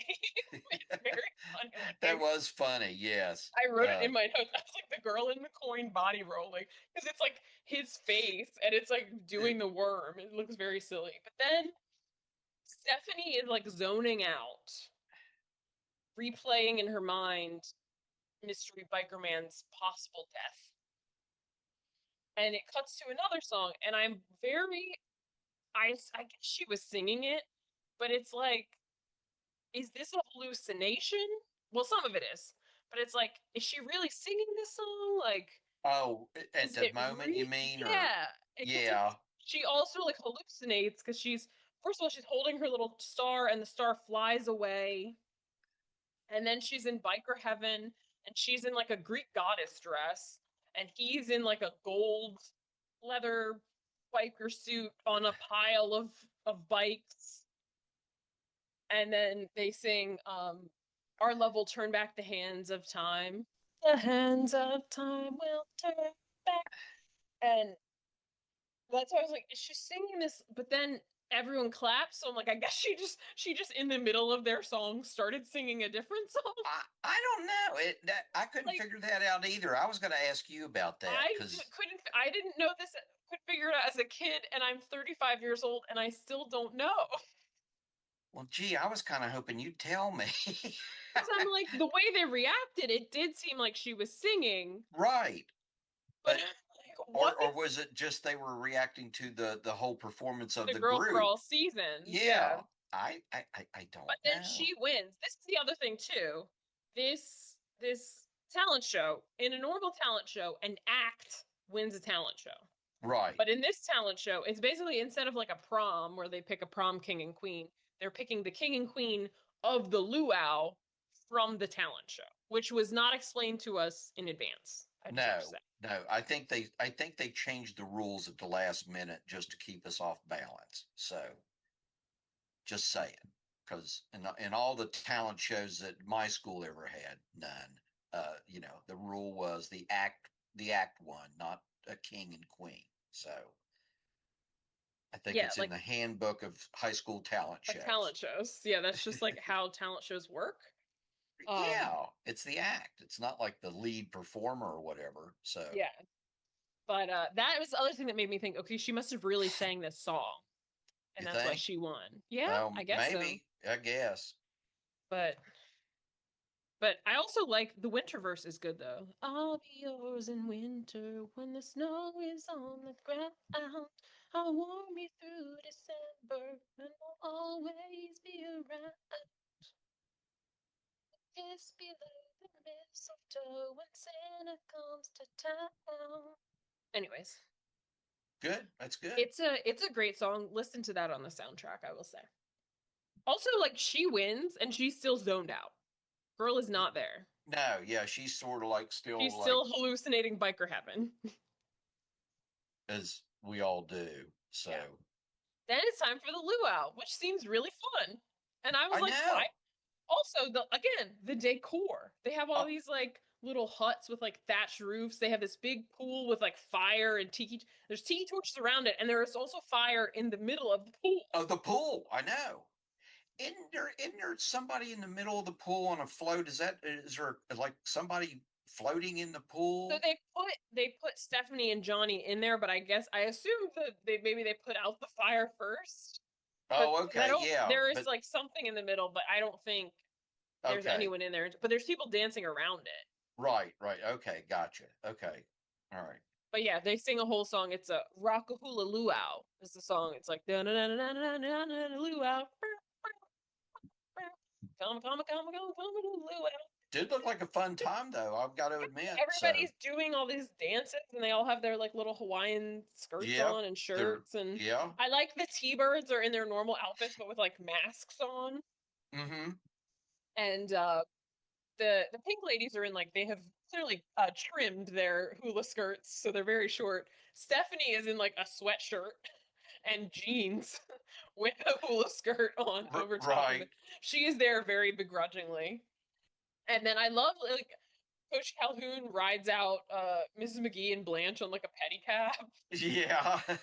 And then Mr. What's Mr. Stewart. Mr. Stewart is back again. I love this part. He's still just like shaking, and Miss McGee is like, "I'm so happy for being able to be here. This is so much better environment for you than the mental hospital." And he just walks into the pool, and then we just see like his hat floating, and then his body floating. It's like, oh my god, Poor he's guy. truly He's had a tough time. yeah. So Also, like it's like pure daylight when they start, right? And then it's sunset. I'm like, how long is this event? They're I there know for it. 6 hours. The sun's up, it's bright, and then all of a sudden it's dark. It's like Yeah, this.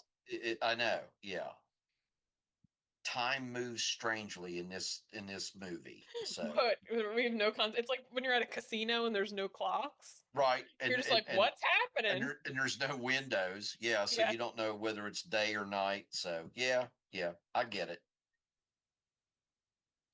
So yeah, then but yeah, there's like the fire in the pool, and then Johnny and Stephanie are in like they put them in like what looks like real like Polynesian clothes, like the headdresses and like the robes and Oh stuff. yeah, yeah, like the And yeah. they're on like a sort of the floating like throne that I think of from like I don't know, like Cleopatra.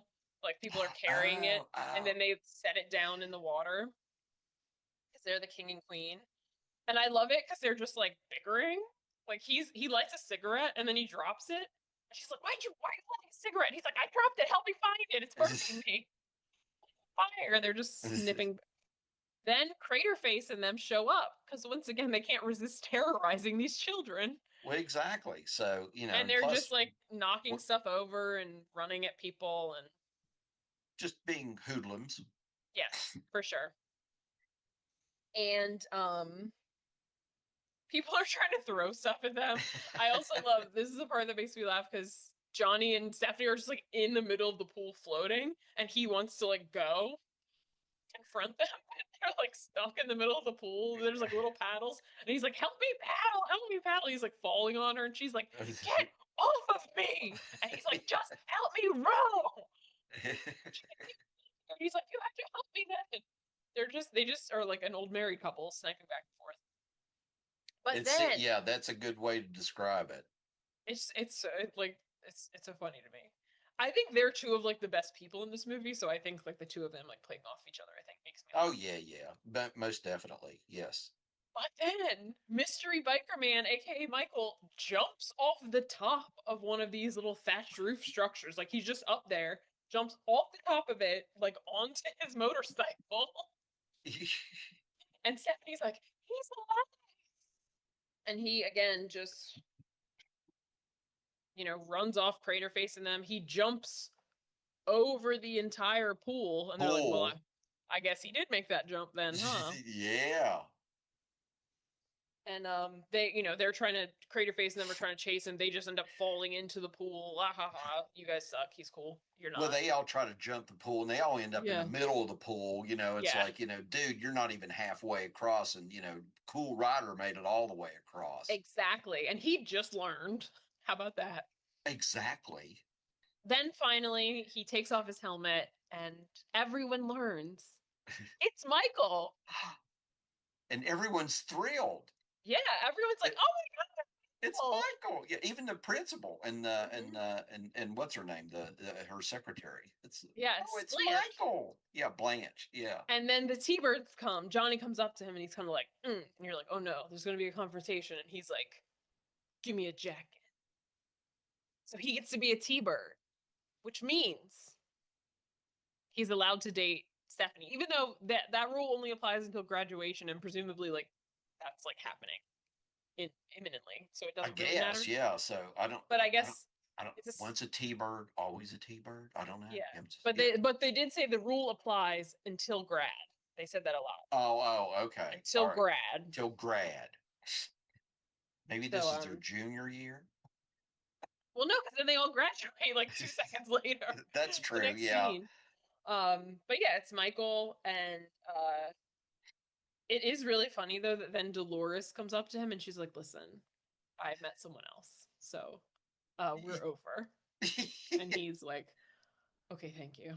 And he That gives her a is kiss on the cute. cheek and whispers something in her ear. Yeah. Uh, it's very cute. Um, and then he's like, Stephanie, like, are you like upset? And she's like, no, it's like I got 2 for 1. Yeah. Because she was kind when he was helping her with her homework. She was kind of like realizing he was smart and he told her, he goes, I think you're great and stuff. And Mm-hmm. she's like, she tried to pay him a compliment and stuff, and then you could Mm-hmm. tell maybe she was starting to warm up to him, or at least I thought she They was. had some like, good banter in Yeah, that scene, I yeah, feel and like. because she's like, she bring my friend a burger, and extra ketchup, Yeah. uh, Um, and then they sing one last song. It's called We'll Be Together. I'm gonna say not my favorite. Not my no, least favorite in this movie, but it's like it's not, think of um We Go Together from Greece and then this yeah, We'll Be Together.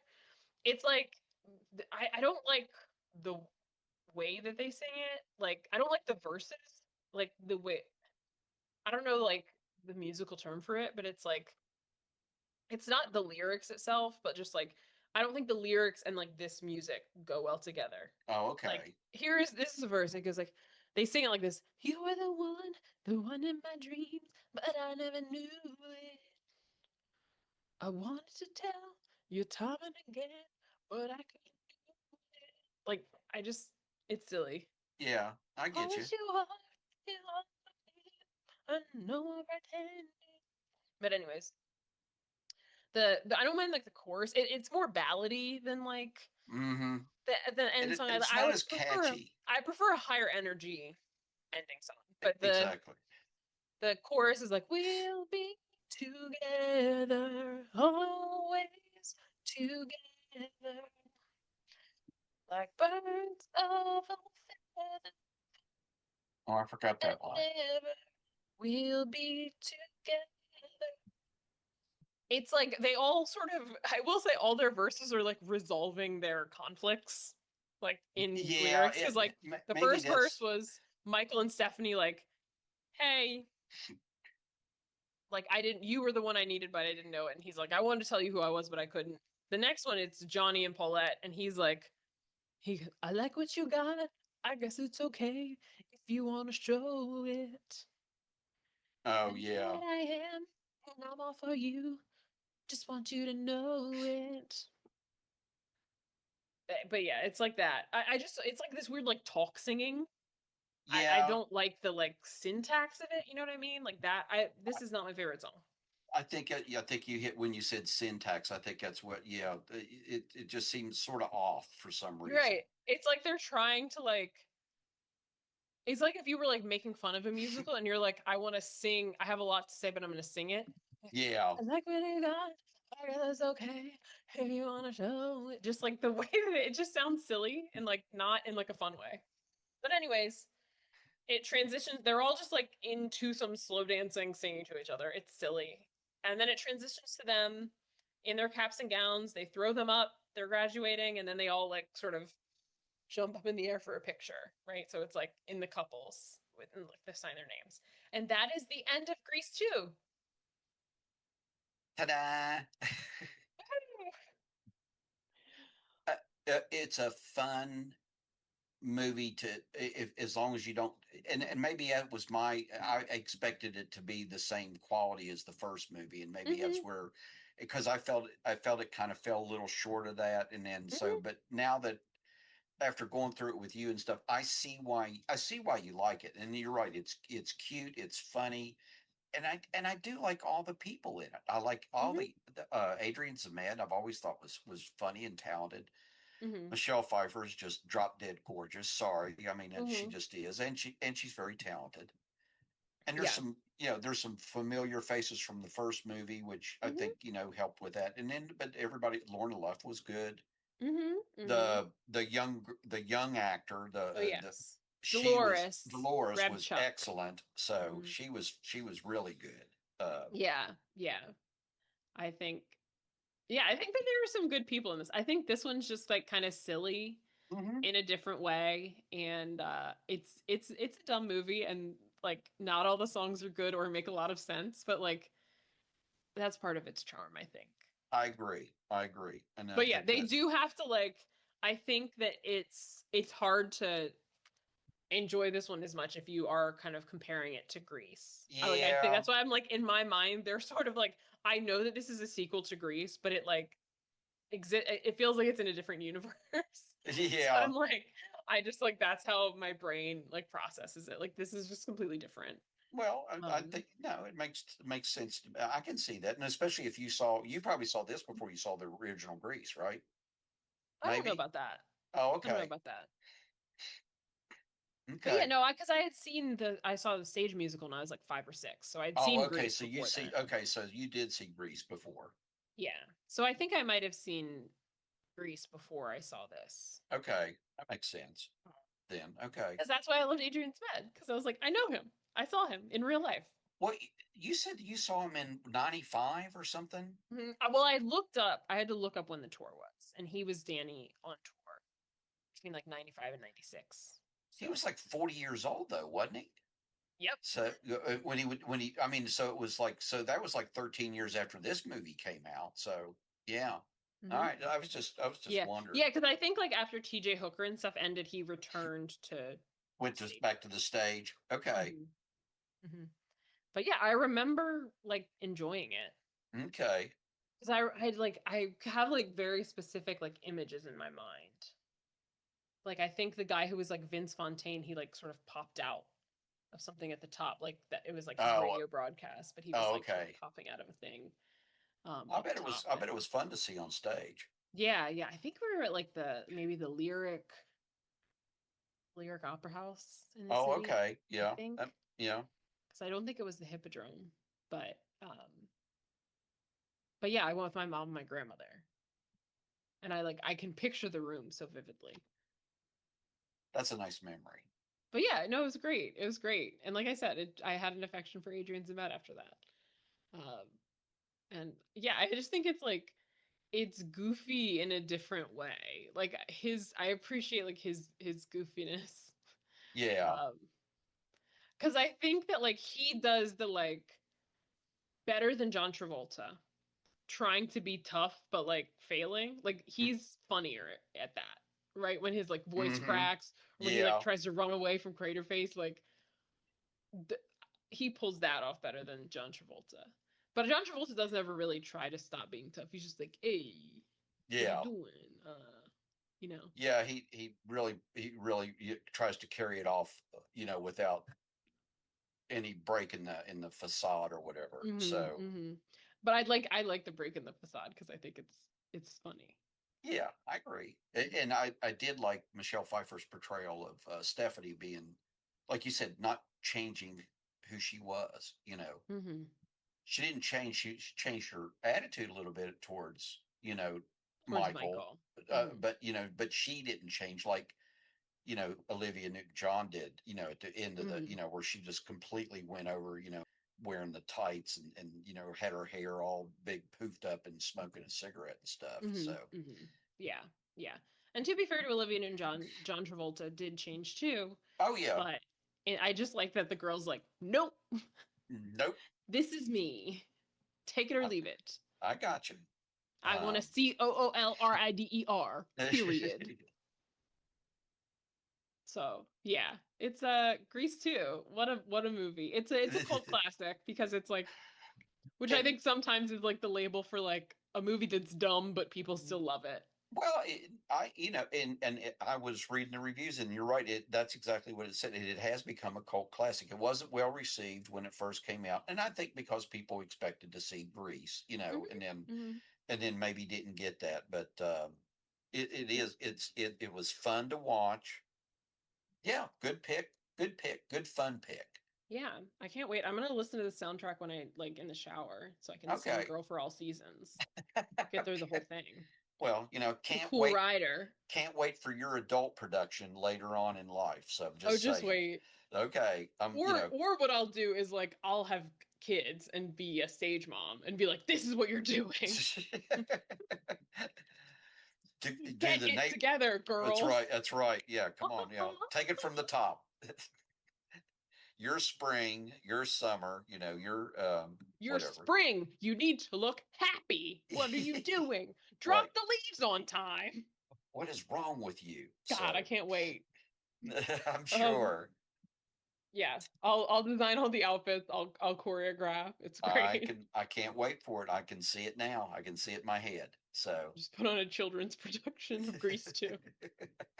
The whole thing. the whole thing. No, I just want to see the girl for all seasons. So Yeah, yeah.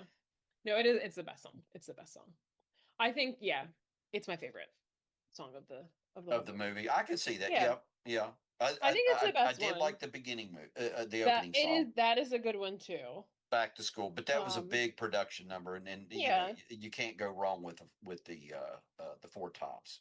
exactly, exactly. Yeah, I think Back to School is a big production. Then you get Score Tonight is also a pretty big production, even though it's a silly song that doesn't have Yeah, I anything to do with didn't. the plot. Yeah. But I think Cool Rider is a stupid song, but I think it's sort of like it feels like iconic like of this movie. Mm-hmm. It has Like something to it do about the plot and the well, premise of the yes, it does movie. actually like play a part in it.